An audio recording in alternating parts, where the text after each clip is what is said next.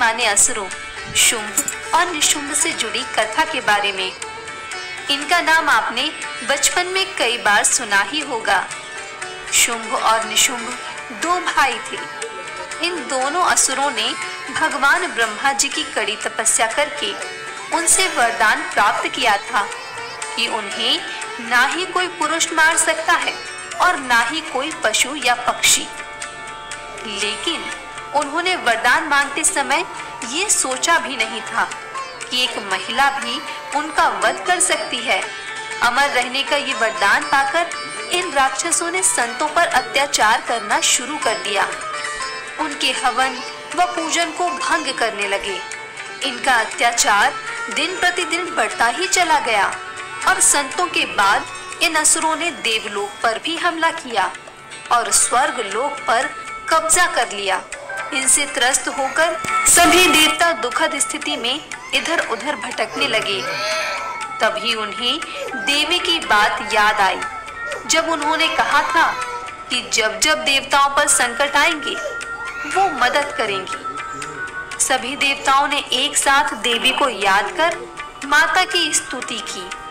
तभी देवताओं की प्रार्थना माता पार्वती के कानों में पड़ी तो उन्हें दया आ गई और इस तरह उन्होंने अपने स्वयं के अस्तित्व से एक और देवी का निर्माण किया, जिसे कौशिकी के नाम से जाना गया।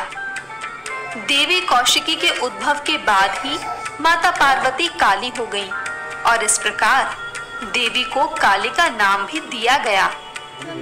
माता पार्वती से जो देवी उत्पन्न हुई वो अत्यंत सुंदर थी। एक दिन दानव भाइयों के कानों तक देवी की सुंदरता की खबर पहुंची, जिसके बारे में सुनकर दोनों भाइयों ने देवी को विवाह का प्रस्ताव भेजा। तभी देवी ने कहा कि उन्होंने उससे शादी करने का संकल्प लिया है जो उन्हें युद्ध में हरा सकता है। ऐसा सुनने के बाद देवी को हराने के लिए सबसे पहले शुंभ और फिर निशुंभ ने एक बड़ी सेना और कुछ सिपाहियों को भेजा, लेकिन वो पराजित हो गए। उसके बाद दोनों भाइयों ने अपने खास शिष्यों चंड और मुंड को भेजा, जिन्हें देवी ने महाकाली का रूप धारण करके हराया और इस तरह देवी को चामुंडा के नाम से जाना गया, क्योंकि उन्होंने चंड और मुंड असुरों का सिर काट दिया था। जैसे जैसे लड़ाई बढ़ती गई, इस युद्ध में देवी की सहायता के लिए 7 देवताओं के शरीर से 7 देवीय शक्तियां निकली, जिसके बाद असुरों ने सबसे शक्तिशाली दानव रक्त बीज को युद्ध के मैदान में भेजा, जिसे बेहद ही अजीब वरदान प्राप्त था। उसका खून जहां भी जमीन पर गिरता वह बीज का रूप ले लेता और उसमें से एक और रक्त बीज निकल जाता। उसे मारने के लिए देवी ने काली को रक्त बीज के खून को जमीन पर गिरने से पहले ही चाटने के लिए कहा। इस बीच देवी ने राक्षसों का सिर काट दिया। तब सभी शक्तियों ने मिलकर शुंभ को छोड़कर निशुंभ और उसकी सेना को मार डाला।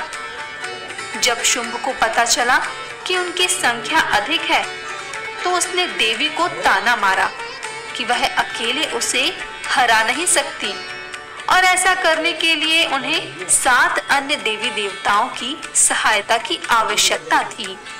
यह सुनकर देवी ने क्रोधित होकर सभी शक्तियों को अपने में समाहित कर लिया और अकेले ही शुंभ का वध कर दिया और इस प्रकार बुराई को दुनिया से मुक्त किया। तो भक्तों, इस तरह से देवी ने शुंभ और निशुंभ का अंत किया।